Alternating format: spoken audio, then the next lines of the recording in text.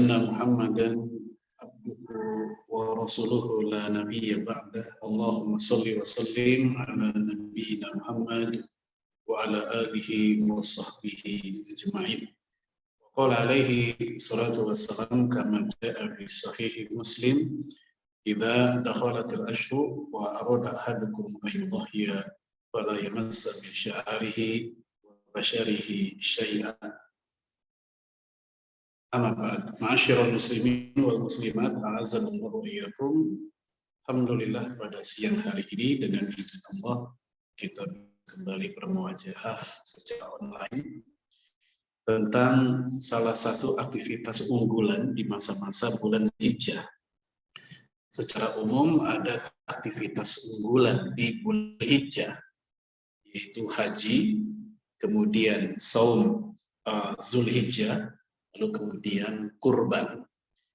Untuk haji kita tahu itu merupakan kewajiban bagi yang memang mampu. Ini istata'a ilaihi sabila. Dan haji merupakan kewajiban yang tidak berulang, hanya sekali seumur hidup. Sebagaimana telah menjadi ijma seperti yang dikatakan oleh para fuqaha. Qad ajma'al ulama annal hajja la yatakarrar. Para ulama telah ijma bahwa haji itu kewajibannya hanya sekali, tidak berulang-ulang. Kemudian saum. Untuk saum Dzulhijjah ada dua model. Ada puasa dalam artian mutlak, kapanpun, tanggal berapapun bulan Dzulhijjah silakan berpuasa, kecuali di tanggal-tanggal yang terlarang. 10, 11 hingga sampai 13 itu terlarang. Namun di luar itu secara umum silahkan, karena Rasul memberikan perintah dalam hadis Imam Abu Daud yang diriwayatkan oleh Mujibah Al-Bahili. Kata Rasul alaihi salatu wassalam, "Sum fi ashhuril hurum tsumma truk." Puasalah kamu di bulan-bulan haram lalu tinggalkan. Nah, salah satu bulan haram adalah Dzulhijjah. Kemudian ada puasa Dzulhijjah yang spesifik, artinya untuk tanggal khusus. Seperti tanggal 9 Dzulhijjah, di mana Rasul mengatakan yukaffirus sanatil madiyah wal baqiyah, menghilangkan dosa kita 1 tahun yang kemarin dan 1 tahun yang akan datang. Walaupun para ulama berbeda pandangan apakah itu dosa kecil atau dosa besar. Namun umumnya mengatakan itu adalah as-shaghair, dosa-dosa kecil. Kemudian juga 9 hari awal, di mana Rasul mengatakan atau diceritakan oleh istrinya, anna Nabiya alaihi salatu wassalam kanu yasumu fi yaumi Asyura. Dahulu Rasul berpuasa di hari-hari Asyura, wa tis'an min Dzulhijjah, dan juga berpuasa di 9 hari Dzulhijjah yang awal. Nah, kita mau 9 hari langsung silakan, atau mau hanya mampu beberapa hari di tanggal 9 di 9 hari itu silakan. Ini namanya yang khusus. Baik, kemudian yang ketiga yaitu kurban yang sekarang kita bahas. Ya, silakan dilanjut slide-nya. Ya, kurban ternyata dia bukan aktivitas baru ya. Dia merupakan aktivitas yang cukup lama, bahkan sudah pernah dilakukan oleh dua putra Nabi Adam alaihissalam, Qabil dan Habil. Namun Allah Subhanahu wa taala menerima kurbannya Habil, namun menolak kurbannya Qabil. Dan kita tahu Qabil memiliki dosa besar yang berkepanjangan, yaitu membunuh.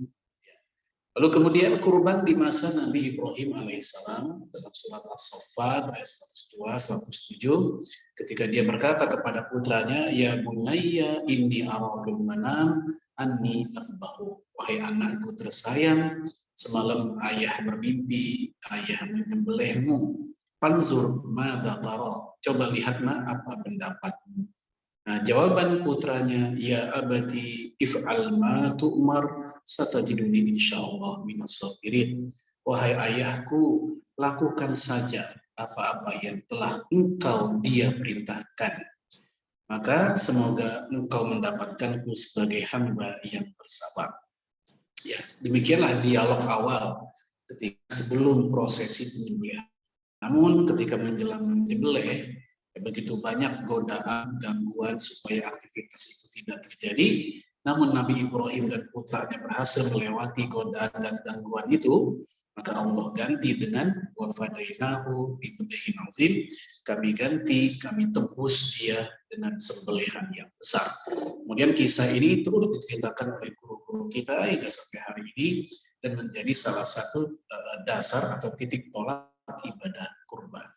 Kemudian kurban di masa Nabi alaihi wasallam disyariatkan dengan turunnya ayat yaitu surat Al-Kautsar yang insya Allah Bapak Ibu rata-rata sudah hafal semua.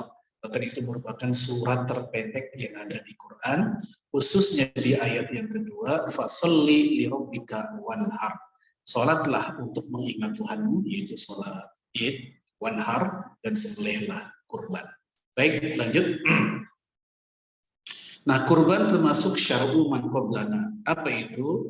Yaitu syariat para nabi sebelum nabi kita, atau syariat kaum atau umat sebelum umat kita. Itu namanya syar'u man qablana.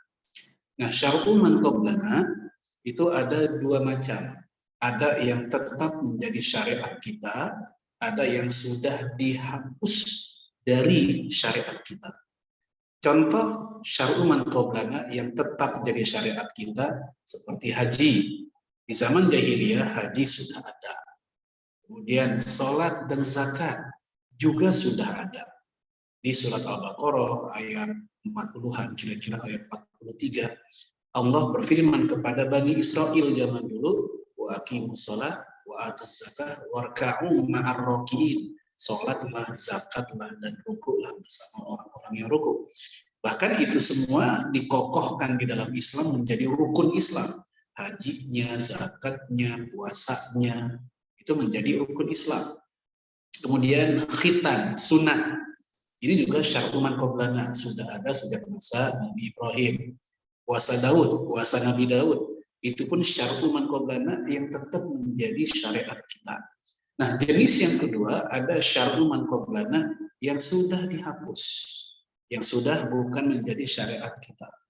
Contohnya adalah seperti keberadaan patung-patung makhluk hidup, makhluk bernyawa, seperti patung orang, patung hewan, yang wujudnya full dari kepala sampai kaki semuanya. Di masa Nabi Sulaiman, hal tersebut tidak masalah. Bahkan ya salah satu mukjizat yang Allah berikan kepada Nabi Sulaiman adalah bukan hanya adanya patung di istananya, jin pun, ya, jin menjadi salah satu pasukan yang menjadi pembela atau penjaga kerajaan Nabi Sulaiman. Itu syariat zaman dia, zaman Nabi Sulaiman alaihissalam. Namun di zaman Rasulullah SAW, keberadaan patung-patung tersebut tidak lagi dibenarkan. Maka Nabi mengatakan dalam hadis yang diriwayatkan oleh Imam Abu Daud misalnya, kata Rasulullah, innal malaikata la tadkhulu baitan fihi surah wal kalam. Sesungguhnya para malaikat tidak memasuki rumah yang di dalam rumah itu terdapat lukisan-lukisan makhluk bernyawa atau patung-patung makhluk bernyawa.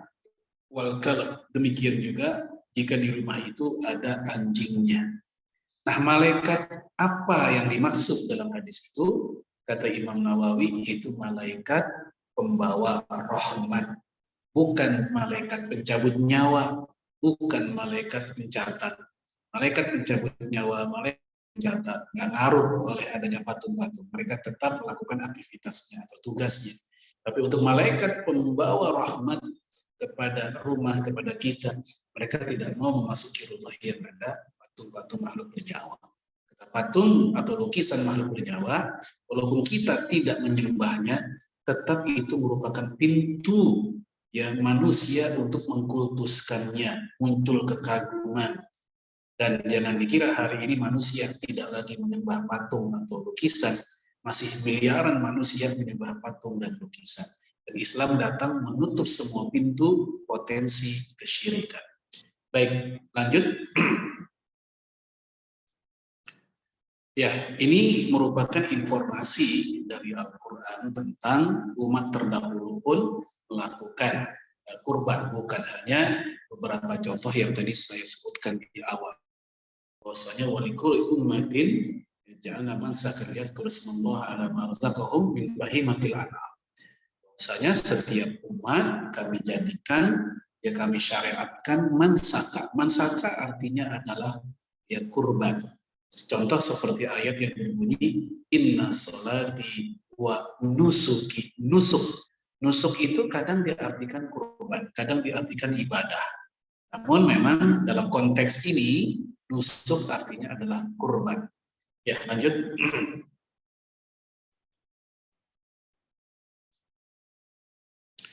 Nah, sekarang kita masuk pada definisi kurban secara fikih, ya, atau definisi kurban secara bahasa dulu. Qurba yaqrubu kurban kurbanan, yang artinya mendekat, ya, aktivitas PDKT kita kepada Allah Subhanahu wa taala, kurban. Allah berfirman, inna rahmatallah qaribun minal muhsinin. Sesungguhnya rahmat Allah itu qarib. Qarib artinya dekat dengan orang-orang yang berbuat baik. Nah, jemaah sekalian, dari definisi secara bahasa, sebenarnya kita sudah mendapatkan poinnya bahwa tujuan kita berkurban itu bukan untuk gaya-gayaan, untuk menunjukkan bahwa kita ini mampu dan strata sosialnya berbeda dengan yang lain. Bukan. Tapi dalam rangka pendekatan diri kepada Allah. Maka mohon maaf buat Bapak Ibu yang berkurban, sejak hari ini kita luruskan niat kita. Memang kurban yang kita lakukan yang sampai kepada Allah adalah keikhlasannya. Bukan dagingnya, bukan darahnya, tapi ketulusannya. Panitia pun lagi mengumumkan jumlah hewan kurban yang berhasil dikumpulkan, itu ada yang namanya bangga bahwa panitia tahun ini lebih banyak dibanding tahun lalu. Ini pun juga pelan-pelan kita kikiskan, karena khawatir hal tersebut bisa mengerosi nawaitu seseorang ketika berkurban. Baik, adapun istilah lain yang biasa ada dalam kitab-kitab fikih seperti al-hadyu, kurban bagi para jamaah haji di tanah haram, kemudian an-nahr diambil dari kata fasolli li rabbika wanhar, atau misalnya an-nusuk yang sudah saya sebutkan tadi, dan yang paling umum adalah al-udhiyah. Al-udhiyah jamaknya al-adhahi. Dari sinilah yang muncul istilah Idul Adha, hari raya kurban. Dan kurban di sini bukan kurban bahasa Indonesia. Kalau kurban bahasa Indonesia kan korban, dan artinya pun udah jauh dari yang kita bahas. Kalau korban dalam bahasa Indonesia kan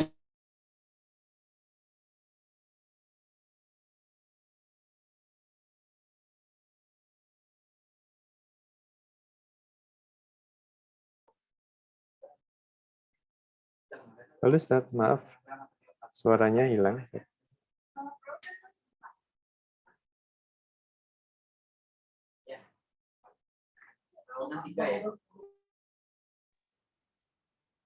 silakan lanjut.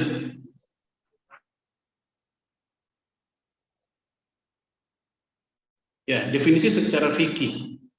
Ya, di situ kita lihat, kita nggak bahas semua ya. Fahuwa mayuzakka taqarruban ila Allah Ta'ala fi ayamin nahri bi syara'iti makhsus. Jadi dari kalimat yang singkat ini kita mendapatkan 3 poin. Fahuwa mayuzakka taqarruban ila Allah Ta'ala. Ini niat untuk taqarrub ila Allah. Ya. Kemudian fi ayamin nahri, di hari-hari penyembelihan. Ini syarat kedua. Artinya kurban kalau tidak dilakukan di hari-hari penyembelihan, maka dia tidak sah. Misal, seseorang yang berkurban saking semangatnya, dia menyembelih sebelum sholat Id dijalankan. Nah, ini tidak boleh, tidak sah. Walaupun itu sudah masuk 10 Zulhijjah. Rasul mengatakan, man dhabaha qabla an yusalliya falyu'id makanaha. Siapa yang sudah menyembelih padahal sholat Id belum dilaksanakan, maka hendaknya dia kembali ke tempatnya. Maksud kembali ke tempatnya adalah kurbannya tidak sah. Sebagai hewan yang layak dimakan, halal. Tapi sebagai hewan yang disebut kurban, tidak. Karena SOP-nya tidak masuk. Ya, SOP-nya tidak memasuki kriteria. Kemudian dalam hadis Imam Ahmad dikatakan, kullu ayyamit tasyrik tabahun. Seluruh hari tasyrik adalah hari penyembelihan. Maka dari informasi ini kita bisa menyimpulkan ada 4 hari durasi kurban, yaitu tanggal 10, 11, 12, 13. Sejak ba'da sholat id hingga sampai menjelang maghrib tanggal 13. Nah, jemaah sekalian, itulah makna fi ayyamin nahr, di hari-hari penyembelihan. Dan jemaah sekalian, dianjurkan untuk sholat Idul Adha disunahkan agar lebih pagi dibanding sholat Idul Fitri.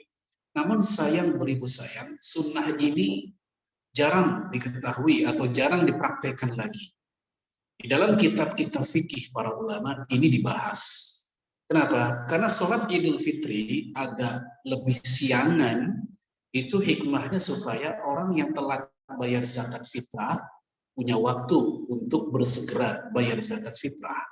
Nah, zakat fitrah kita tahu sengaret-ngaretnya ketika khotib naik mimbar. Nah, adapun kenapa Idul Adha dianjurkan agak lebih pagi, yang penting sudah masuk syuruk, tujuannya supaya momen atau interval waktu untuk menyembelih kurban jadi lebih panjang. Itu hikmahnya. Ya, kemudian bisyara'iti makhsusah. Ini poin yang ketiga, yaitu dengan hewan-hewan yang telah memasuki syarat-syarat khusus. Jadi tidak semua hewan itu layak.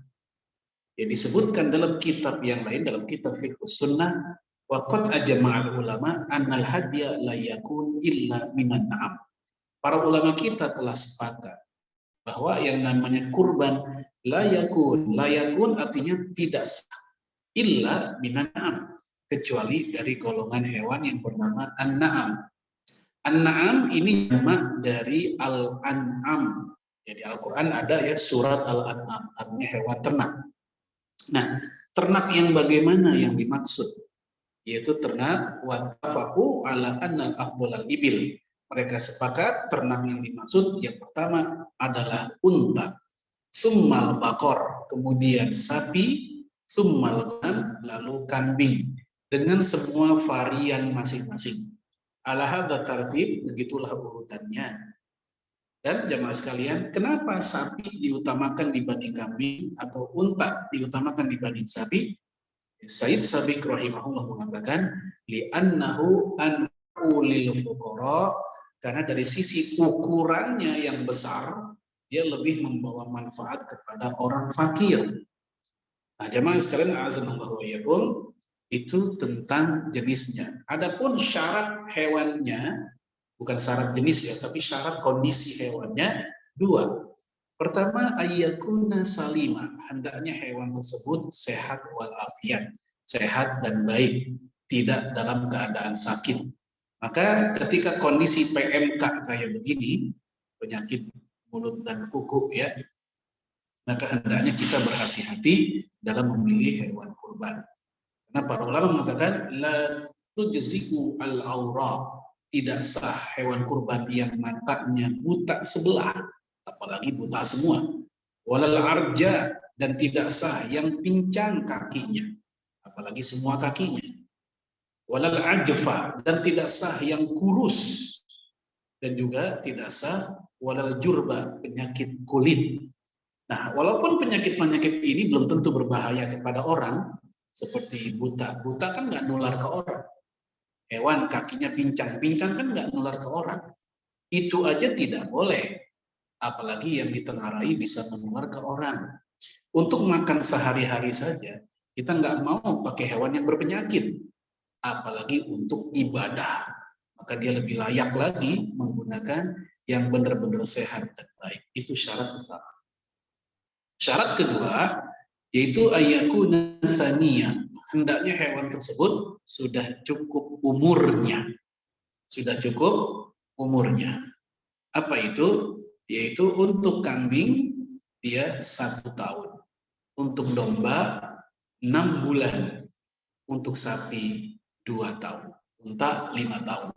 Nah, ini Bapak Ibu mesti diingat-ingat kalau kita beli kambing, kita tanyakan usianya. Untuk kambing ya 1 tahun, untuk domba minimal 6 bulan. Sebagian ulama ada yang mengatakan kambing dan domba disamakan sama-sama 1 tahun. Ya. Namun umumnya hari ini yaitu 6 bulan domba, untuk kambing biasa 1 tahun, untuk sapi 2 tahun. Baik, itu syaratnya. Nah, 3 hal ini harus ada yang mana? Niatnya, harinya, waktunya tadi, dan jenis hewannya. Salah satu tidak terpenuhi, tidak sah. Yang dipotong betul hewan kurban, niatnya betul ingin kurban, tapi harinya salah, tidak sah. Harinya benar di hari-hari kurban, niatnya juga benar, tapi hewannya bukan hewan kurban, ayam Bangkok misalnya, tidak sah. Maka jemaah sekalian, 3 hal ini mesti terpenuhi. Baik, kita lanjut. Nah, hukum kurban bagi yang sedang dalam lapang rezeki, maka menurut Abu Hanifah dan para pengikutnya, kurban itu wajib. Ya, kurban itu wajib. Kita lihat di sini, tajibul udhiyah marratan fi kulli amin inda Abi Hanifah. Wa hiya sunnatun muakkadah inda jumhuril a'immah. Syekh Wahbah Zuhairi mengatakan kurban itu wajib sekali dalam setahun, jadi bukan sekali seumur hidup. Kalau sekali seumur hidup itu akekah ya, bukan kurban. Menurut Abu Hanifah itu wajib. Namun menurut umumnya alias mayoritas ulama, mayoritas mazhab, mereka mengatakan kurban itu sunnah muakkadah, sunnah yang sangat ditekankan. Ya, dan bagi saya terlepas dari perbedaan pendapat ini, sebaiknya bagi seorang muslim yang dalam keadaan lapang rezeki tetap dia berkurban. Kenapa? Sebab kalau dia berkurban, maka dia telah khurud minal khilaf, keluar dari perbedaan pendapat. Kalau dia ketemu ustadz yang bilang wajib, toh dia sudah berkurban. Kalau dia ketemu ustadz yang hanya mengatakan sunnah muakkadah, toh dia pun juga sudah menjalankan sunnah muakkadah tersebut. Artinya dengan berkurban, dia keluar dari perselisihan pendapat. Bagi siapa ini jamaah sekalian? Ini bagi yang sedang dalam keadaan lapang rezekinya. Dan Rasul mengatakan, ya man kana lahu sa'atun wa lam yudhi fala yaqrabanna musallana. Siapa yang dalam keadaan ringan rezekinya, lagi enaklah begitu, namun dia tidak berkurban, Rasul katakan jangan dekati tempat sholat kami. Maksudnya tempat sholat Id. Maka peringatan keras ini menunjukkan kurban bukan ibadah yang biasa-biasa saja, tapi dia ibadah yang sangat ditekankan, sampai-sampai Rasul bilang jangan kemari buat orang yang tidak kurban, padahal dia mampu berkurban. Kecuali buat orang yang memang sedang dalam keadaan terbentur kebutuhan yang wajib, tagih utang yang jatuh tempo saat itu juga misal, atau orang tua saat yang bersamaan butuh bantuan kita. Sementara membantu orang tua kewajiban yang tidak diperselisihkan. Ya. Nah, saat itu kita membantu orang tua, uang yang harusnya kita alokasikan untuk kurban, kita ganti untuk orang tua, itu tidak mengapa. Itu hakikatnya perpindahan dari satu amal soleh ke amal soleh yang lain. Perpindahan dari ibadah sunnah ke yang wajib. Dan tentu itu lebih utama. Ini kalau kita ikut pendapat mayoritas bahwa itu adalah sunnah. Saya pribadi lebih ikut pendapat bahwa dia sunnah muakkadah. Karena dalam hadis Imam Muslim, Rasul mengatakan, "Idza dakhalatil asyru," jika masuk 10 hari Zulhijjah, "wa arada ahadukum ayyudhiya," dan kalian ingin berkurban. Ada kata aroda. Aroda artinya kehendak. Jika kalian berkehendak kurban. Kata Imam Syafi'i, al-iradah tadullu annaha ghairu wajibah. Kata-kata jika berkehendak menunjukkan itu bukan kewajiban, tapi diserahkan, dibebaskan kepada kitanya, diberikan opsi begitu. Makanya Rasul mengatakan jika ingin berkurban. Kalau memang wajib, tentu nggak usah pakai jika ingin berkurban, langsung aja bilang korbanlah. Tapi ternyata Rasul menggunakan diksi jika kalian ingin berkurban. Maka kata Imam Syafi'i, itu kalimat menunjukkan dia bukan kewajiban. Baik, jalan tengahnya sudah saya sebutkan tadi, bagaimanapun juga sebagusnya kita berkurban jika dalam keadaan lapang rezekinya. Ya, lanjut. Lanjut lagi, ini udah kita bahas tadi. Ya, lanjut lagi. Nah, apa sih arti larangan memotong kuku dan rambut bagi pemilik kurban, bagi sohibul kurban atau ya sohibul udhiyah atau istilah lainnya mudhahi? Ternyata arti larangan tersebut la yamassa min sya'rihi wa basyarihi syai'an. Janganlah orang yang pengen berkurban memotong kuku dan rambutnya. Itu maknanya bukan haram menurut mayoritas ulama. Mayoritas mengatakan maknanya tidak haram. Sebagian ada yang bilang haram, tapi rata-rata mengatakan tidak haram. Baik, kita lihat. Wahtalafal ulama fi man dakhalat alaihi asli Zulhijjah wa arada ayudhiyah. Ulama berbeda pendapat tentang orang yang memasuki 10 hari Zulhijjah dan orang itu hendak berkurban. Ya, faqala Sa'id bin Al-Musayyib. Sa'id bin Musayyib berkata, wa Rabi'ah wa Ahmad wa Ishaq wa Dawud wa ba'du ashabi Syafi'i. Ya, nama-nama tadi Sa'id bin Musayyib, Rabi'ah, Ahmad, Ishaq, Dawud Az-Zahiri, kemudian sebagian ulama Syafi'iyah, mereka mengatakan innahu yahrumu alaihi akhadha syai'in ya akhadha syai' min sya'rihi. Jadi haram seseorang menyukur sedikit pun dari bulunya, dari rambutnya. Rambut yang mana ini? Kata Imam Nawawi di kalimat yang lain, ya di halaman yang lain, yaitu ketiaknya, kumisnya, rambut kepalanya, ya termasuk rambut kemaluannya.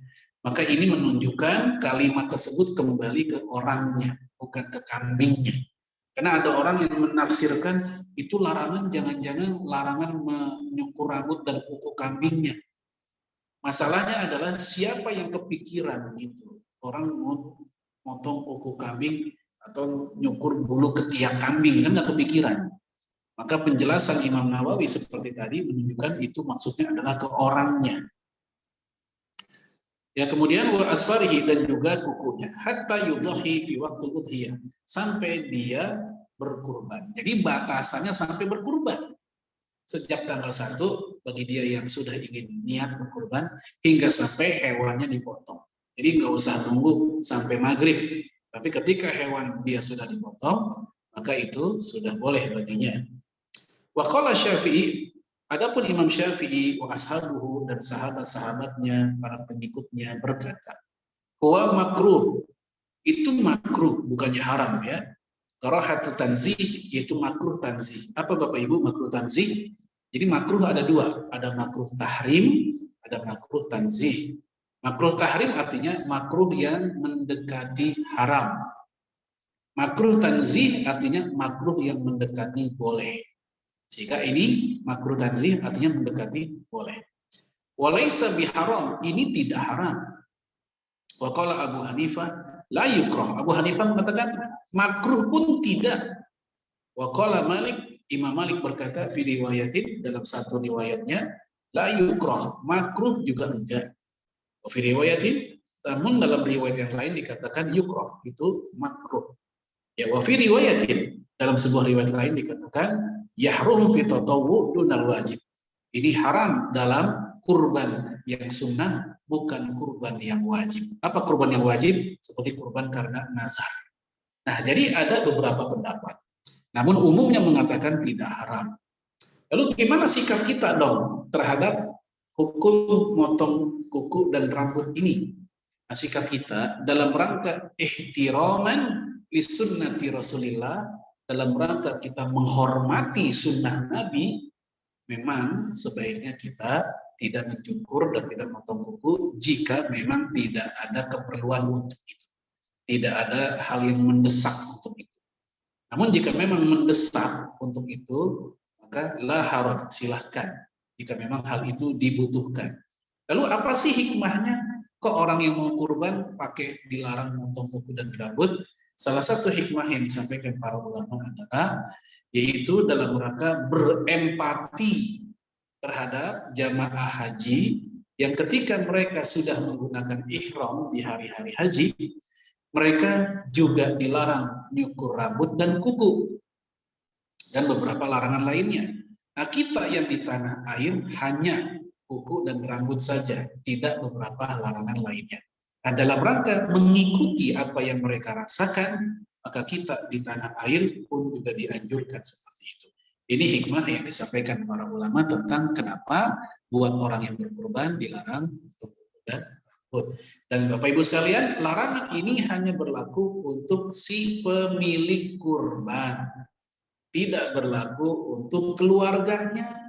Keluarganya mah nggak kena, nggak apa-apa. Keluarganya, misal saya mau kurban, kambing seekor atas nama saya dan keluarga. Maka cukup saya aja larangan itu.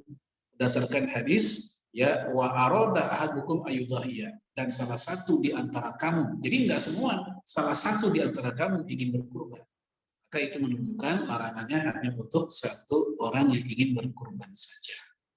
Baik, lanjut. Untuk keutamaan atau fadilah, maka orang yang berkurban dia telah menghidupkan sunnahnya para nabi, dan sunnah secara khusus sunnah Nabi Muhammad alaihi salatu wassalam.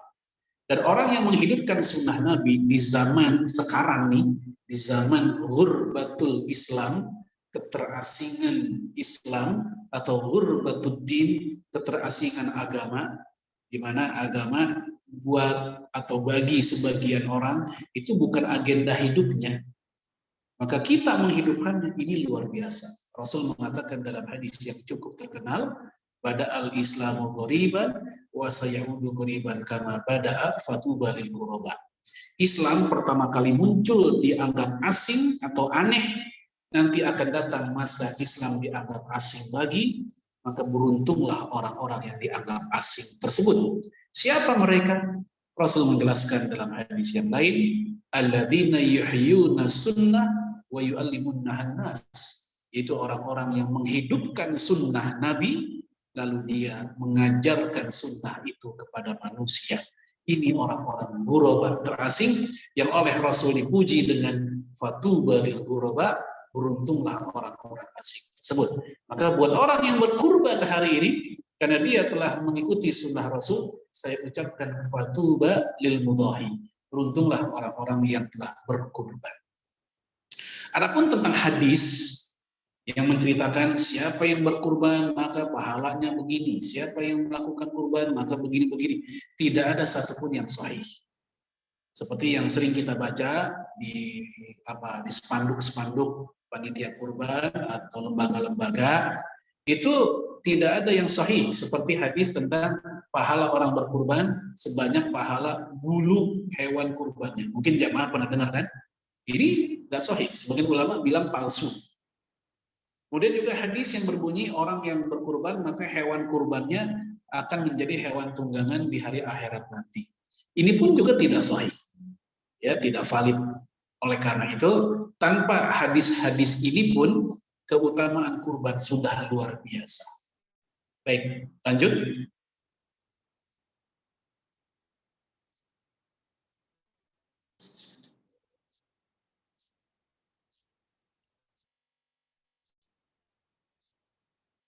Ya, kita masuk pada pembahasan selanjutnya. Lagi lewat, itu udah kita bahas di awal. Ya, lagi lewat. Ya, patungan sekarang.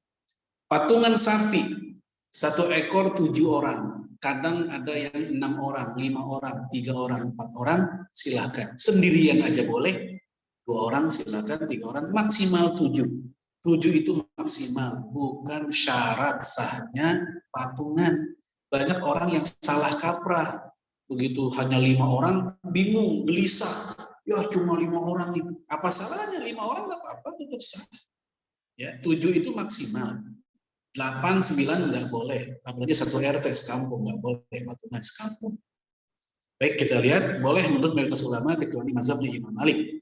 Namun pendapat yang lebih argumentatif, patungan sapi itu boleh dan sah. Kita lihat hadisnya, naharna ma'a Rasulillah sallallahu alaihi wasallam amal Hudaybiyah al-badanah. Badanah itu unta ya.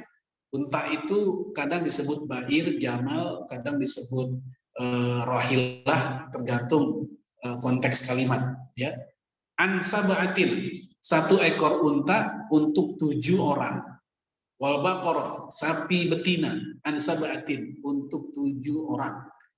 Nah, ini juga menjadi dalil bahwa kurban dengan hewan yang betina itu boleh, nggak ada masalah. Ya, mau sapi, mau kambing, nggak ada masalah. Sama-sama sah. Cuman memang biasanya pakai yang jantan, karena yang akan dipakai untuk peranakan yang mengembang biakan. Nah, Imam Syafi'i menjelaskan, ya, wala tujzi'u an aktsari min sab'atin. Tidak sah kalau yang patungan lebih dari 7 orang. Wa idza kanu aqal, tetapi kalau lebih sedikit min sab'atin dari 7 orang, maka ajza'at anhum, itu sah. Wahum mutatawwi'una bil fadl, dan mereka pun tetap mendapatkan keutamaan ibadah sunnah tersebut.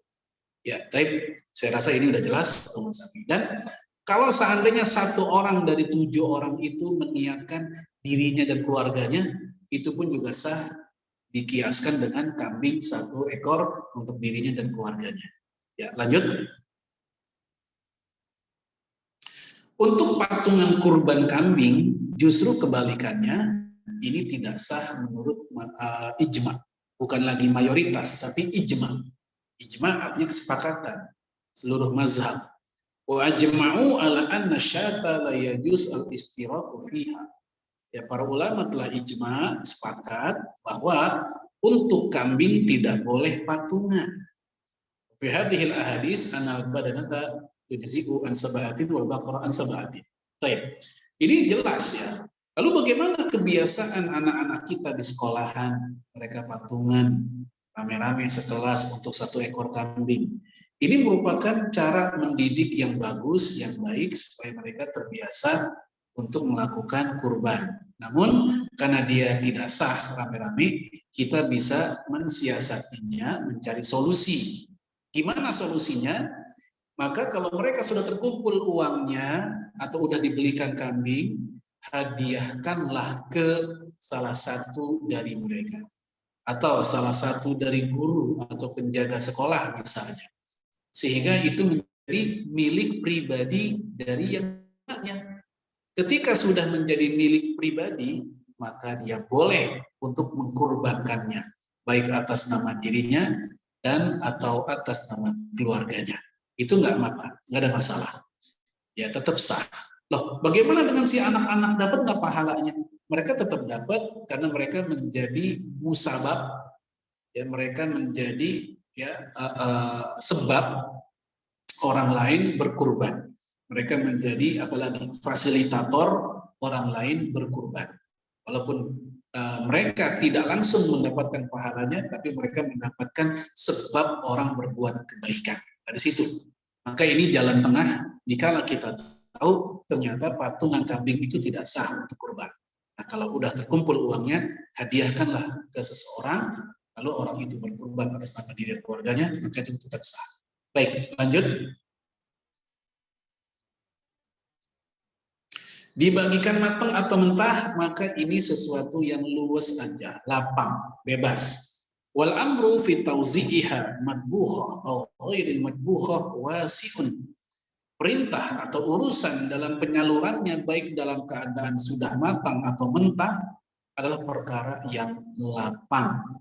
Jadi itu sudah, mana yang paling ringan, yang paling enteng bagi si panitia, silahkan. Akikah pun dimatangkan dengan tidak dimatangkan sama-sama sah. Hanya saja untuk akikah memang dianjurkannya matang. Namun kalau nggak matang pun nggak apa-apa. Nah, untuk kurban dua-duanya silahkan.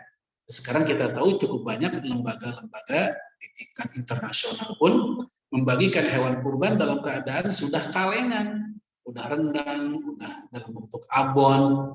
Dari itu beda negara, ada yang dari Uni Emirat Arab, ada yang dari Qatar. Nah, ini menunjukkan bahwa hal ini memang sudah difahami sejak lama oleh para ulama kita. Ya, jadi nggak ada masalah. Lanjut. Kurban ke daerah lain. Nah, seringkali kita tergoda untuk kurban ke daerah lain. Namun pada prinsipnya yang afdol, yang lebih utama, kurban itu di tempat kita sendiri dulu. Di tempat kita berdomisili. Walaupun kita mungkin hanya ngontrak di situ. Walaupun mungkin hanya kita anak kos saja.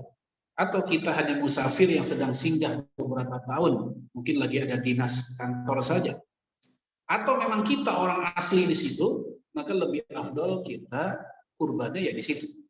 Namun jamaah sekalian, ketika di daerah lain sangat membutuhkan, tapi sepi orang yang berkurban, sementara daerah kita begitu banyak orang yang berkurban, maka silahkan dia kurban ke daerah lain, sebagaimana yang dikatakan oleh Imam Nawawi, bahwasanya utamanya di daerah sendiri, namun di daerah lain silahkan jika memang ada hajat untuk itu.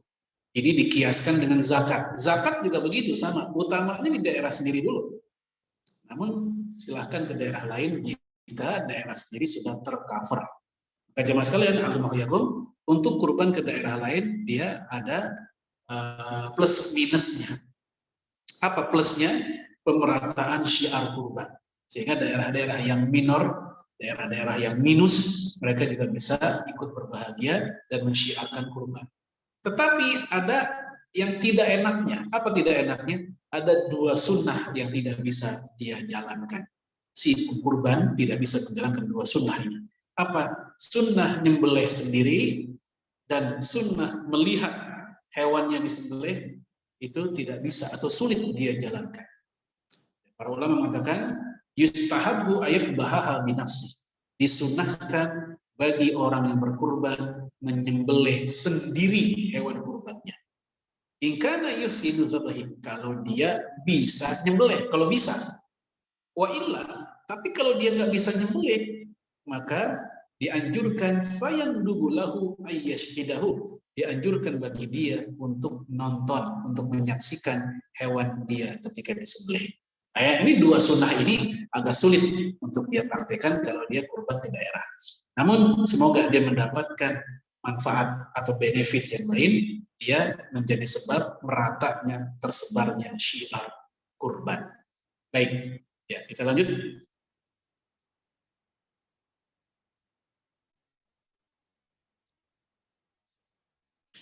Nah, pemilik hewan kurban dia sunnah untuk memakan hewan kurbannya. Tidak wajib, sunnah. Allah memerintahkan fakulu minha wa atimul ba'isal faqir. Maka makanlah olehmu sebagian kurbanmu. Di terjemahannya ada yang kurang ya.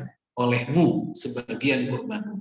Dan sebagian lain berikanlah buat makan orang yang fakir, yang membutuhkan. Jadi kita dianjurkan. Namun tidak sampai wajib. Amma idza wajabatil udhiyah, adapun jika kurbannya kurban yang wajib seperti kurban karena nazar, fa fi hukmil akli minha ikhtilafan fuqaha. Hukum memakan kurban yang karena nazar itu dipersisikan pendapat oleh ahli fikih. Apakah orang yang berkurban boleh makan atau tidak? Untuk lebih aman, memang untuk kurban-kurban yang wajib seperti kurban karena nazar, kurban karena wasiat, lebih baik yang berkurban tidak makan. Ya, sebagaimana kayak zakat kan juga wajib, nggak pantas yang berzakat makan zakatnya sendiri. Maka dengan alur berpikir yang sama, tidak pantas untuk sedekah wajib, untuk kurban yang wajib, si mudhahi ya memakan kurban sendiri. Namun untuk kurban sunnah justru kita disunahkan untuk memakannya. Ya, adapun tentang pembagiannya, silakan dibuka slide selanjutnya. Ya, ini kita lihat lil mahdi ayakula min hadihi alladhi yubahu lahul akl minhu ay miqdaru yasha ayakulahu bila tahdid. Si pemilik hewan kurban dibolehkan makan bagian yang dibolehkan sesuai keinginannya tanpa batas. Jadi tidak ada batasan khusus. Yang penting pantas. Yang penting sesuai kebiasaan di daerahnya, hal itu pantas. Nah, kalau dia meminta mentang-mentang tanpa batas gitu ya, dia minta semuanya. Nah, ini kembali ke kepantasan. Pantas nggak kira-kira kayak begitu? Dan sekaligus dia punya rasa malu nggak begitu? Pak, itu palanya buat saya, kakinya empatnya buat saya, kulit jeroan dagingnya juga. Nah, ini kan numpang dipotongin jadinya ya. Maka kalimat-kalimat bila tahdid tanpa batasan bukan berarti membuat dia bebas maunya. Di sini dijelaskan silahkan sepertiga untuk pemiliknya dan keluarganya, sepertiga untuk kerabatnya, pamannya, budenya, keponakannya, saudaranya. Nah, sepertiga yang lain untuk masyarakat. Yang lain mengatakan setengah-setengah.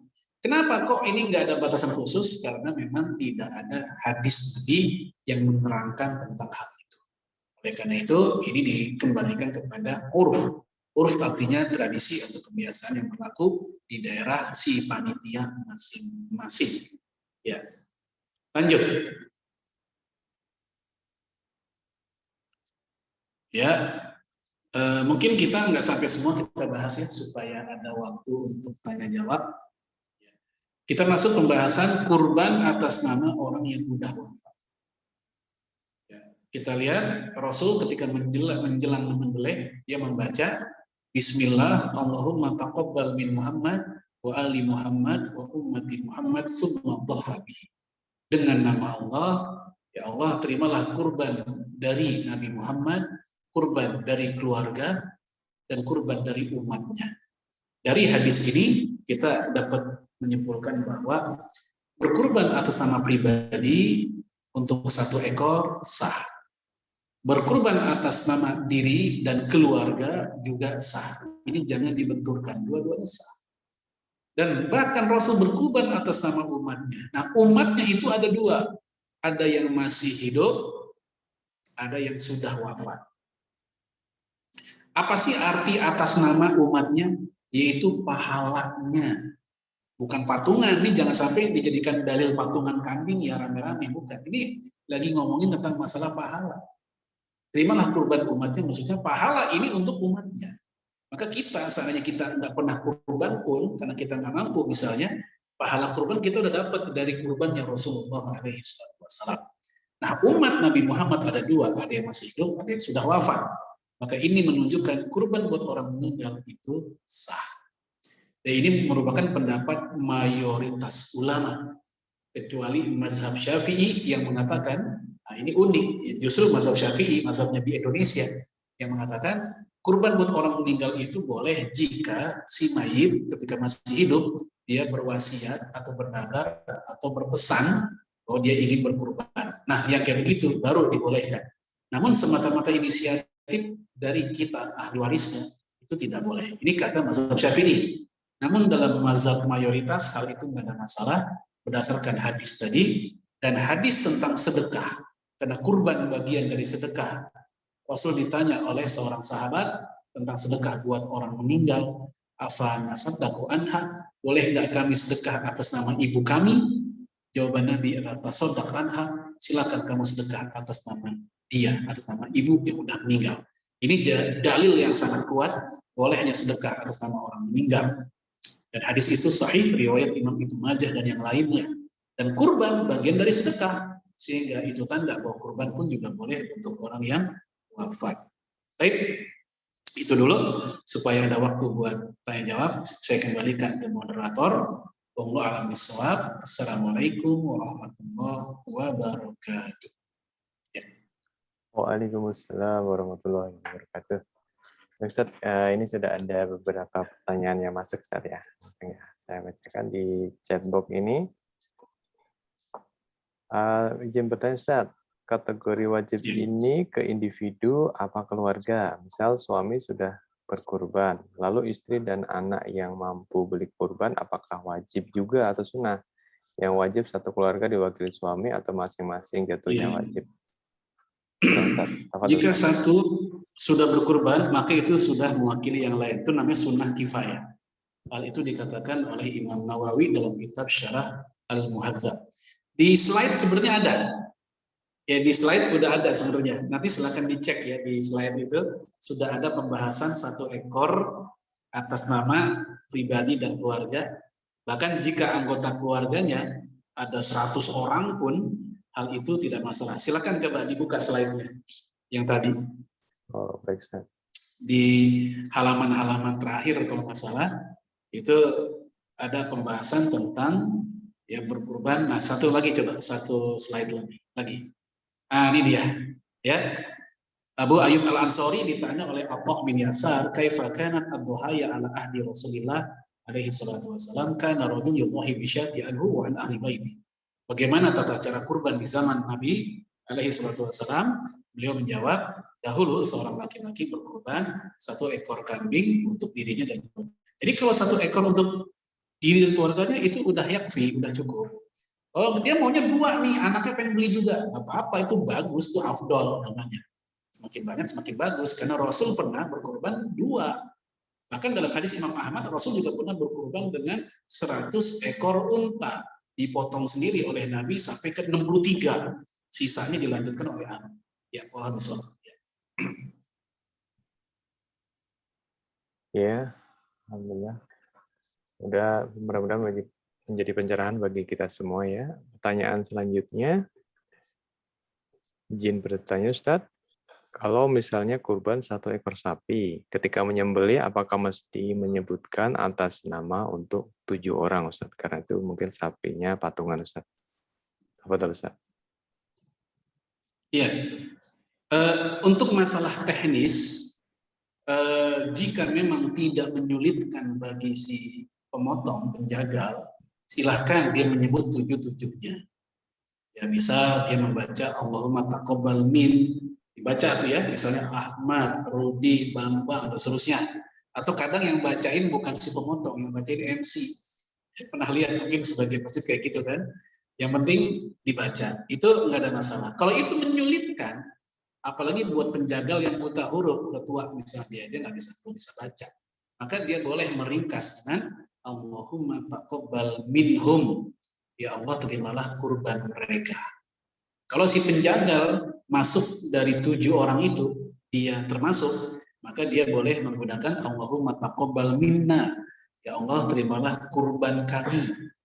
Nah, ini teknisnya kayak begitu. Nah, bagaimana kalau sekedar Bismillah Allahu Akbar, itu pun sah. Untuk siapa yang berkurban, auditnya Allah tidak akan salah, siapa aja 7 orang tersebut. Jadi kita tidak usah khawatir. Termasuk buat yang cuma 3 orang, sama, yang 4 orang, 5 orang pun juga demikian. Mau disebut silahkan, karena di situ ada kepuasan batin tersendiri kalau disebut memang. Tapi kalau enggak disebut pun juga tetap sah, karena ya Allah Maha tahu siapakah orang-orang yang masuk patungan dari 7, 5, 6, 3 orang tersebut. Walau misal, ya. Ya, Ustaz Jazakallahu khair. Ini pertanyaan selanjutnya tadi yang nomor 2 udah terjawab tadi, kurban untuk yang sudah meninggal tadi ya Ustaz ya. Kemudian langsung ketiga aja, bagaimana Ustaz kita menyikapi adanya perbedaan penentuan 10 Dzulhijjah? Bagaimana kita harus bersikap? Tafadhal Ustaz. Ya, jazakallahu khairan. Sebenarnya Bapak Ibu sekalian, penentuan memasuki 1 Ramadan, 1 Syawal, 1 Dzulhijjah itu memang bukan domain pribadi, bukan domain kelompok, itu domain negara. Hal itu dikatakan oleh Imam Abul Hasan As-Sindi dalam kitab Hasyiah As-Sindi ala Ibni Majah. Sebenarnya begitu ya. Dan yang namanya kelompok, ormas, atau individu, sehebat apapun mereka posisinya adalah seperti orang-orang yang memberikan masukan saja, pertimbangan. Seperti lagi rapat. Orang kalau lagi rapat, RT, rapat warga, semua orang berhak bicara dan ngasih ide, ngasih masukan. Namun kan nggak mungkin semua masukan diakomodir ya. Pasti akan dipilih mana yang dianggap paling terbaik. Nah, ketika itu udah ketok palu, maka orang-orang yang berbeda pendapat harusnya taat, harusnya begitu. Hal ini berdasarkan kaidah yang berbunyi idza hakamal hakim raf'ul khilaf. Jika pemimpin sudah memutuskan, maka perselisihan itu lenyap. Ya Bapak Ibu, kita ambil pelajaran dari orang sholat. Lihat orang sholat, ketika belum iqomah, ya orang-orang kan macam-macam. Ada yang lagi sholat sunnah, ada yang lagi tilawah, ada yang lagi duduk doang, ada yang lagi ngobrol, ada yang lagi diri, lagi nungguin iqomah, macam-macam perilakunya. Tapi begitu udah iqomah, semua satu shaf, semua rata dan siap beriman, bermakmum kepada sang imam. Sama, ketika belum ada ketok palu, silahkan mengeksplor pendapat kita. Namun ketika sudah ketok palu ada keputusan, maka raf'ul khilafiyah itu mesti lenyap. Karena ukhuwah Islamiyah jangan hanya teori, tapi hendaknya ditunjukkan. Salah satu buktinya adalah menundukkan pendapat pribadi demi maslahat umat yang lebih besar. Untuk ibadah-ibadah yang sifatnya kolektif, membutuhkan kebersamaan, seringkali pendapat pribadi harus kita kalahkan demi keutuhan umat Islam. Ya, oleh karena itu kita lihat para sahabat Nabi pun ketika mereka berbeda pendapat dengan imamnya, mereka tetap taat kepada imamnya. Nggak melihat imamnya siapa, oh si Anu, oh beda sama saya. Tidak, mereka tetap nurut. Nah, termasuk juga dalam penentuan hari ini. Makanya Rasul mengatakan, wal adha yauma tudhahun. Idul Adha itu hari di mana kalian berkurban. Ya, wal fitru yauma tuftirun. Hari Idul Fitri hari di mana kalian berhari raya. Ya, wasaumu yauma tasumun, dan berpuasa juga demikian. Kata para ulama seperti Imam Tirmidzi, ini hadis menunjukkan ma'amu nas, hendaknya kita berhari raya, berpuasa itu bersama kebanyakan orang di negeri kita. Oleh karena itu para ulama Arab Saudi sendiri, Syekh Utsaimin, Syekh bin Bas mengatakan, ikutilah pemimpin di negeri kalian masing-masing. Kita nggak bicara politik ya, karena ada ketika saya ngomong kayak gini, ngapain amat pemimpinnya kayak begitu, ngapain amat kemenangan kayak begitu. Wah, kalau udah kayak begini, udah nggak objektif, fikih udah dicampur dengan like and dislike politik, itu udah nggak benar. Kita bicara normatifnya fikih. Secara fikih memang itu bukan domain pribadi atau masyarakat, itu domain negara. Ya, kemudian jamaah sekalian, assalamualaikum, taruhlah seandainya nih Anda orang yang tetap bersikeras ikut pendapat yang 1 Zulhijjahnya hari Kamis dan lebarannya hari Sabtu. Nah, dalam konteks kayak begitu, maka la ikroha, tidak ada paksaan, silahkan saja. Karena masing-masing adalah ijtihad. Yang hari Sabtu ijtihad, yang lebarannya hari Ahad juga ijtihad. Sama-sama ijtihad, maka sama-sama kemungkinan benar salah di dua kelompok ini sama-sama ada. Ya, saya pribadi lebih berpatok pada bahwa hari raya itu patokannya dan saum Arafah ya, patokannya bukan wukuf, tapi patokannya adalah real tanggal 9 Zulhijjah di sebuah negeri itu kapan. Kenapa bukan wukuf?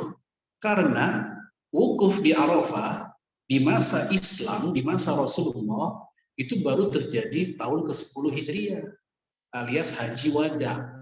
Walaupun wukuf di masa Arab Jahiliyah sudah ada ya, tapi di masa Islam itu baru ada tahun 10 Hijriah. Sementara Saum Arafah sudah terjadi sejak tahun kedua Hijriah. Puasa Arafah atau sholat Id itu tahun kedua Hijriah. Sepakat semua ahli sejarah kayak begitu. Nah pertanyaannya, ketika mereka puasa tahun kedua Hijriah dan sholat Id tahun kedua Hijriah, apa dong yang menjadi patokan mereka? Kan tentu bukan wukuf, karena wukuf belum ada. Wukuf baru ada tahun 10-nya, gitu. Dan jangan lupa dalam sejarah 40 kali haji tidak terlaksana, baik karena bencana alam, peperangan, 40 kali. Nah selama 40 kali nggak ada haji, apakah di negara lain, negara Islam lain tidak ada saum Arafahnya? Tidak ada lebaran hajinya? Tetap ada. Kenapa? Patokan tanggal 9, apapun terjadi, tanggal 9 Zulhijjah tetap berlangsung dimanapun.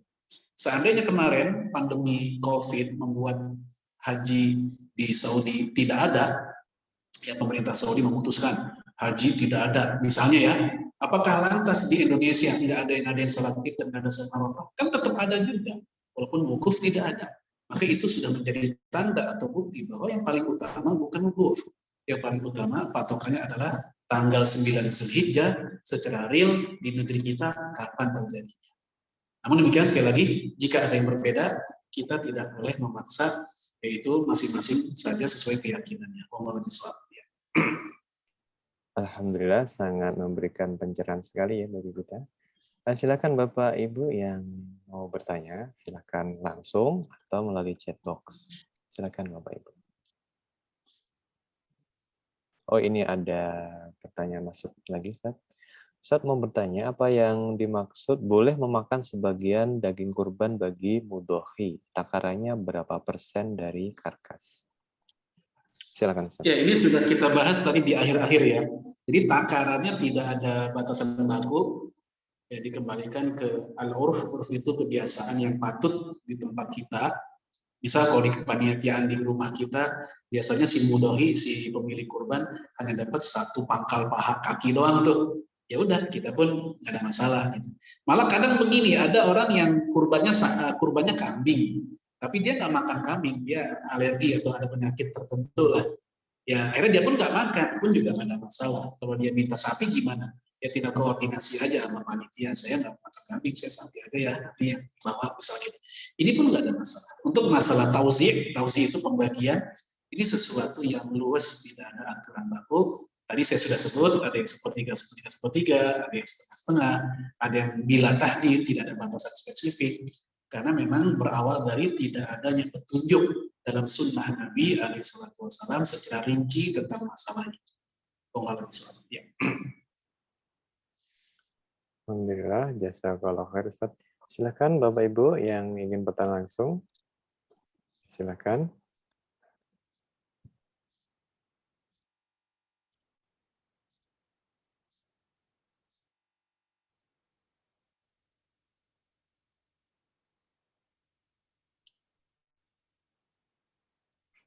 Iya Ustaz, terkait itu tadi Ustaz ya. 10 hari pertama itu kan hari-hari yang terbaik untuk beramal Ustaz. Nah, sekarang kita nih sembari bekerja siang hari gitu, apa nih yang kira-kira bisa maksimal nih bagi kita, kira-kira tipsnya apa nih Ustaz nih? 10 hari? Iya, kan sekarang hari-hari yang terbaik untuk beramal soleh Ustaz ya. Ini Iya. apa nih, kita harus ngebutnya gimana Ustaz nih tipsnya?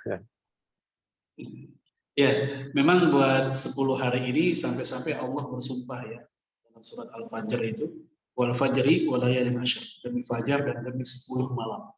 Ibnu Abbas mengatakan 10 malam artinya ya adalah 10 hari Zulhijjah yang pertama. Saking utamanya. Bahkan Rasul menyamakan beramal di 10 hari Zulhijjah itu setara seperti orang yang mati syahid. Ya tidak ada amal yang lebih utama dibanding hari-hari ini. Lalu para sahabat bertanya, ya wala bil jihad. Bagaimana dengan jihad wahai Rasul? Nabi pun menjawab, wala bil jihad. Jihad pun juga kalah. Illa kharaja rajulun ya walam yarji bi nafsihi wa mali, kecuali si mujahid itu dia berjihad begitu pulang enggak bawa harta, enggak bawa nyawa. Artinya apa? Mati syahid. Jadi ini amal apapun bisa kita lakukan. Ada di antara ibu, bapak yang, aduh saya bisanya sedekah aja deh, silakan. Saya nggak bisa sedekah, saya bisa sholat duha, silakan. Saya duha nggak bisa, saya bisanya sholat tahajud, silakan. Saya nggak bisa semua, tapi saya bisa untuk yang wajib-wajib saja, silakan. Intinya semua amal soleh, kebaikan yang wajib, yang sunnah, yang terkait badan, harta, atau jiwa hati kita seperti zikir, itu semua amal soleh yang masuk include di 10 hari tersebut. Ya, seandainya ada 1, 2 yang kita nggak mampu, kita kejar yang lainnya. Intinya jangan pernah merasa ketinggalan kereta dalam beramal soleh di 10 hari awal Zulhijjah.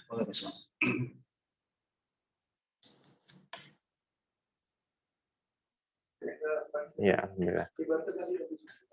Silakan Bapak Ibu yang ada pertanyaan langsung bertanya kepada Ustaz atau melalui chat box, dipersilakan. Kita masih ada waktu kira-kira 5 menit lagi Ustaz ya, sampai 13.45.